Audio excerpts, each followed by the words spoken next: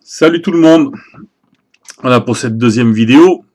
Et cette deuxième vidéo concernait un peu les journalistes, le journalisme en règle générale. Je sais pas si vous êtes aperçu, mais dans ma première vidéo, je parle de l'humain et le fait qu'on soit vraiment pas un peuple reluisant. Mais le journalisme, les journaux télévisés, radio, le papier, c'est un truc quand même qui est horrible, hein, parce que ces gens-là, alors qu'on a besoin de choses positives, on aurait besoin de choses positives, on aurait besoin de choses logiques, on aurait besoin de choses constructives. Bah non. Eux, c'est ce que je disais dans ma première vidéo, c'est le drame. C'est le drame. Et puis alors, ils sont fantastiques ces journalistes. Ils insistent, vous savez, ils y vont. Vous regardez TF1, France 2, les radios, etc. Ils ouvrent le journal. Alors, en ouverture de ce journal, cette nouvelle qui vient d'arriver, 200 morts à tel endroit, de telle manière. Notre reporter sur place qui va vous montrer, bien sûr, le plus d'horreur possible. Bon, et puis le journal se passe. En général, ils font 3/4 d'heure là-dessus, si j'ose dire. Pas 3/4 d'heure, les journaux ça dure pas 3/4 d'heure, mais enfin c'est une expression, vous m'avez compris. Et puis à la fin du journal, ça se passe comme ça.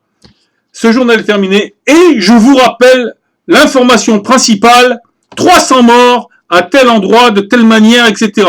C'est comme si c'était pas suffisant. Vous voyez, en entrée de journal, de faire les 3/4 du journal sur le sujet dramatique, mais en plus, à la fin du journal, au cas où on n'oublie pas, faut pas qu'on oublie. Faut pas qu'on oublie. Au cas, ils nous remettent une couche. Voyez? Alors, en plus de ça, vous allez allumer votre poste de radio. Ils vont nous en faire, je sais pas combien de couches.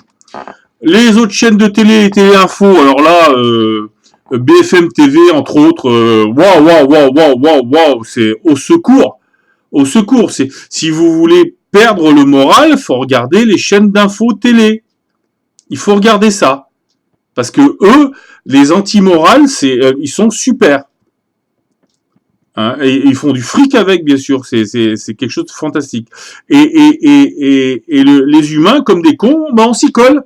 Oh putain, ils annoncent un drame. Oh, qu'est-ce que c'est que ce drame? Non, je suis pas après vous dire qu'il faut pas entendre. Hein. Je suis après vous dire que le tapage, le matraquage, c'est plus le tapage, c'est le matraquage de l'info sous prétexte d'informer, c'est quelque chose, mais c'est plus possible. C'est plus possible. Ce matraquage.